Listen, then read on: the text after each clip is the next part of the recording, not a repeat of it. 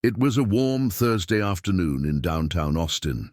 The sun filtered through the trees, lining the edge of City Park, where families strolled, joggers passed by, and kids played tag across the wide green lawn.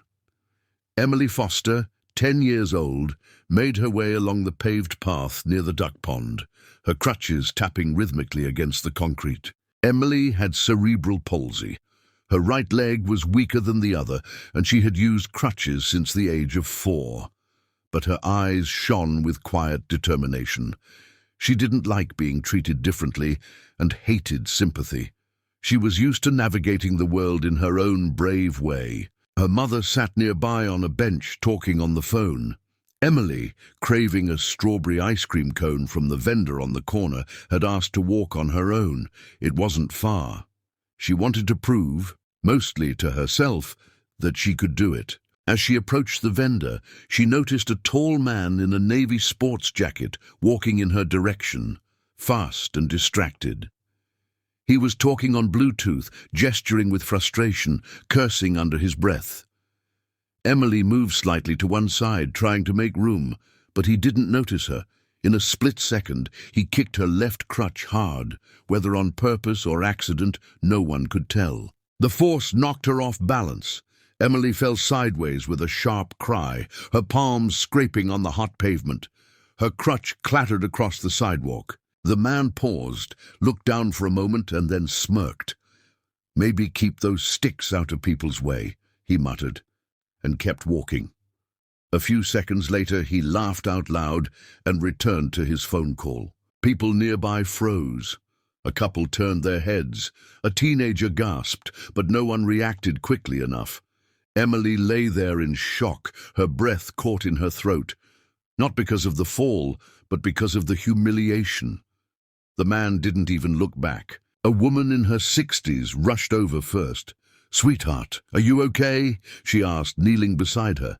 Another man in a business suit ran to retrieve the crutch.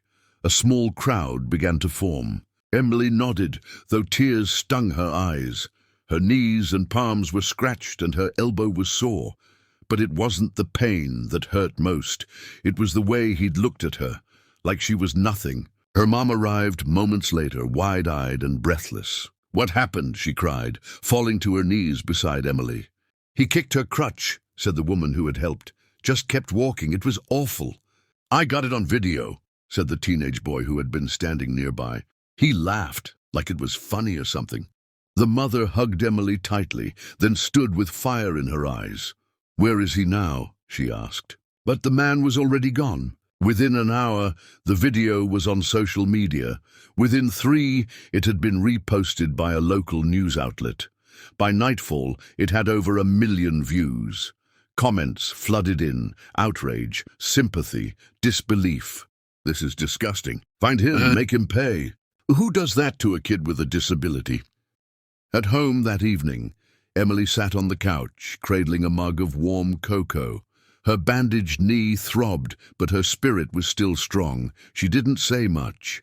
Her mother sat beside her, scrolling through the hundreds of messages pouring in. Emily wasn't sure what would happen next. But somewhere inside, she hoped the world wouldn't just move on. She didn't want revenge. She just wanted people to care enough to stand up when something like that happened. She had no idea that this moment, painful as it was, would soon change everything. By the next morning, Emily's story had taken the internet by storm.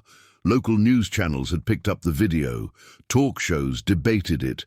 Hashtags like "Justice for Emily" and "Kindness Matters" trended across Twitter and TikTok.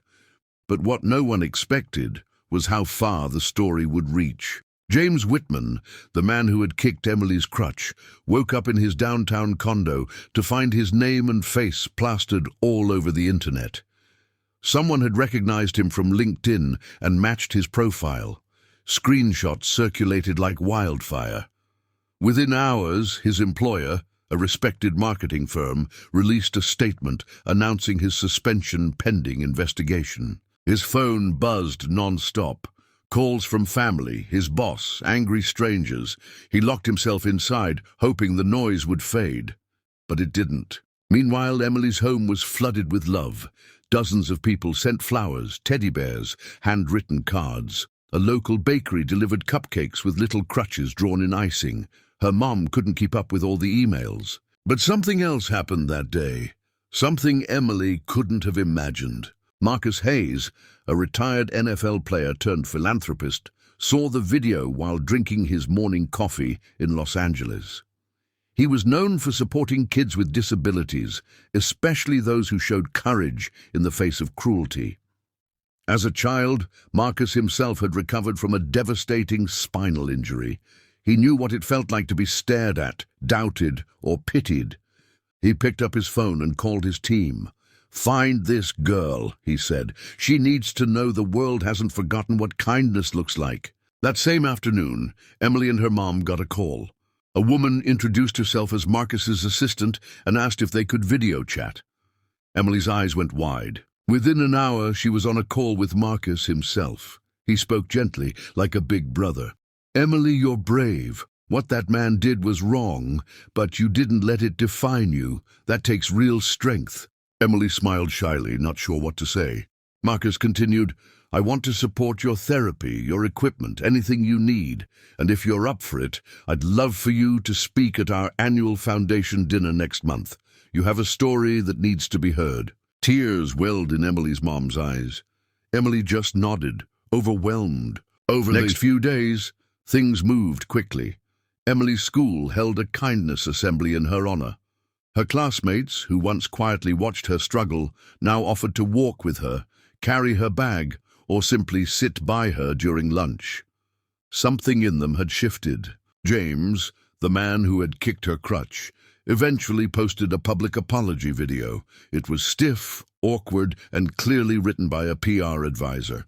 Most people didn't accept it. He disappeared from public view shortly after, his career damaged, and his name forever tied to that moment of cruelty. But Emily? She rose. At the foundation dinner a few weeks later, dressed in a soft blue dress and standing beside her new walker, Emily looked out at a room full of powerful people. She was nervous, but steady. "I'm not just a disabled girl," she said into the microphone. "I'm someone who got knocked down and saw strangers lift me back up. That's the world I want to live in, one where kindness wins." The room erupted in applause, and in that moment, Emily wasn't just the girl from the video. She was a voice, a light, and a reminder that even in a world full of cruelty, one act of courage can change everything.